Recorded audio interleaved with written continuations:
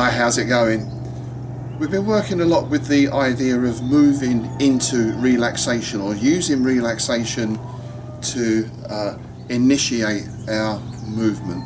And this is something Vladimir's been talking a lot about in the online sessions, of course. And I wanted to give you some ideas of some of the things we've been working on applying this into our striking work. Now, to start with, we're going to work with the feet and stepping, because if we can't move the feet, we're not going to be hitting anything anyway. And of course, at the moment, we're still not allowed to work with other people. So we're going to run through a couple of solo ideas on this part. Then hopefully in the next part or so, we can demonstrate some things with other people with the group. So the first thing we're going to be looking at is a simple idea for a sort of stepping drill. Now, I'm sure, like me, some of you have done other martial arts where you might have done a lot of stepping patterns, quite often perhaps with hand movements thrown in as well, very specific set routines. I don't really want to get into that. I just want to keep things very simple, and really, rather than giving you a technique for moving offline, this is more about how we use relaxation in our walking and how we then develop that idea in order to bring that relaxed power into our strikes. So it's a very simple thing. I think right, left, right, left, right, left, right, left. And of course we'll repeat everything on the other side as well. So that's it. That's the pattern, if you want to call it that. But of course it's how we do this that is important. Now, the ideas I'm showing today is just one method, just one approach, and of course you need to find the one that works best for you. But what I'm doing here is, first of all, I'm just shifting all my weight into my right foot. You see, that allows me to lift the left foot. The left foot isn't even going anywhere at the moment, but it's able to lift. And of course, when I lift, I'm trying to do that with relaxation through a little rotation of the hip, rather than engaging any of the muscles. So even first of all, if I do this, now I'm exaggerating the movement a little, but of course we want to keep that as internal as we can. So right, left. Having moved that left foot, I just allow that to swing forward and I place it down, and you see how all the weight is now transferred into the left foot and the right foot lifts in the same way. So, weight into the right, step, weight into the left. See, the back foot just lifts a bit, just to give me this kind of swinging. You've heard about pendulum movement, right? We're working a little bit on that concept. So 1, 2, 1, 2, 1, 2, 1, 2. And again, I'm exaggerating the movements a little bit just to make them clear. If I want to go to the other side, then I go left foot first, left, right, left, right, left, right, left, right.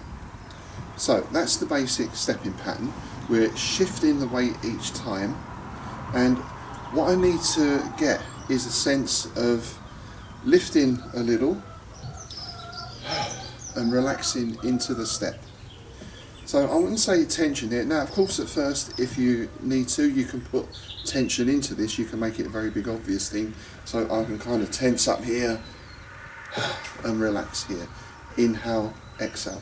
And it's also a good habit anyway, just to get used to bringing the hands up on that first movement, because they're in position to strike, of course. So think about maybe not tensing, but the body is expanding a little. The body is buoyant here, and then you let everything relax on the step. Now here, I can do the same going back, of course. Anytime I transfer that weight, it's through this release of tension or intention. This idea of lifting a little and then just let everything drop. Of course, the idea of the drop step in boxing and other things is nothing new, but we're just looking to work it on a slightly more internal level. So if I do it on a more internal level, There's not much to see, that's the trouble. But here, see, there's like an inner relaxation. Not just physical, but mental as well, psychological and emotional. So if you want to work on a more emotional level, you can think about gathering all those negative thoughts in, and there's plenty of those around at the moment, of course. And then you just let them go. On a deeper physical level, really think about relaxing into the core. I almost imagine I've got the spine here coming up the centre of the body, and I almost picture that as like a tube or a pole, and what I'm trying to do is relax down that central column. So yeah, we can relax the arms and we can relax the legs and everything else and the shoulders, but I really want to get that relaxation going right through the core. Once it does that, then the emotional side will start kicking in anyway, because of course within that central core we've got the major conduit of our nervous system. So 1, 2, 1, 2. From a practical level, just get used to bringing the hands up on that first weight shift. So here, and you see also how the body might just turn a little. I'm sure some of you can see where this is going, because there's my avoidance of the strike, or my deflection, or my moving off the angle, and then of course I'm going to be hitting from that position. But this just gets us working the whole body into the strike. Of course, once we've got that idea, we can just hit pretty much with the arm and still get a good result. But this is nice anyway, even aside from a strikey perspective of just relaxing, especially if you're going for a walk. So often I see people walking, or at the moment there's a lot of people jogging, of course, and everyone's in such a rush and they're carrying a lot of tension with them.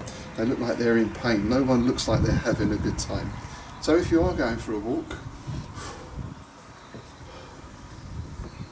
perhaps a nice slow amble, think about transferring your weight, think about each time that foot drops, you're letting something go. And then if you want to bring that back to the striking work, then 1, 2. Inhale, exhale.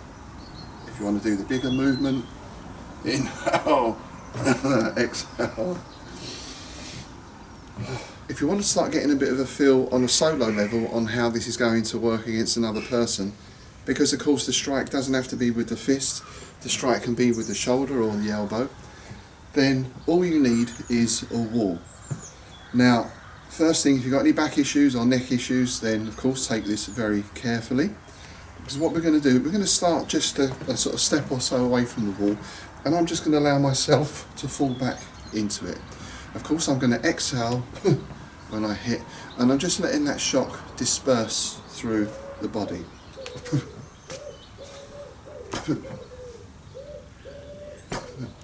Try and make contact with as much of the back as you can, and as you hit the wall, just allow the back to round out a little. Obviously we don't want to tense up, because that's just going to lock all that impact into the spine. So we just allow the shoulders to spread out a little, and that helps us to dissipate the shock. So of course, as I progress on, I can come a little further away from the wall. I can push myself back with a little more force. If I have a partner to work with, then I get them to push me. I can sort of cross my arms like this perhaps, and the person can push. Quite soft at first, but gradually building up the force as well. And the important thing is almost you let the impact take the air out of you. So it's slightly controlled in that I'm controlling the fact that I'm exhaling, but it's also this idea sometimes of letting go of the breathing a little bit and just letting the body do it for you. Breathing exercises are great, but sometimes we can get too mentally focused on the breathing, where we just really need to let the body do it itself. So here's two things. One, when a person runs into your relaxed step, particularly with the shoulder, that's a bit what it should feel like to them, a brick wall. But for us, on our stepping, that release of tension is kind of what happens when we step. Obviously it's not such a big outward movement, but nonetheless that's the internal feeling that we're looking for. And again, so much of Systema is about feeling, so this is really just a way of getting that feeling into the body of when I impact something, even if it's just impacting the floor with my foot, then I let the tension go. Okay, so please give that a try. Be careful with the wall, check that you've got a good solid wall, of course, and if you have any questions, let me know. If you like the video, please share, please subscribe, and also get in touch with any questions you have or share your experiences to let us know how you get on. Take care.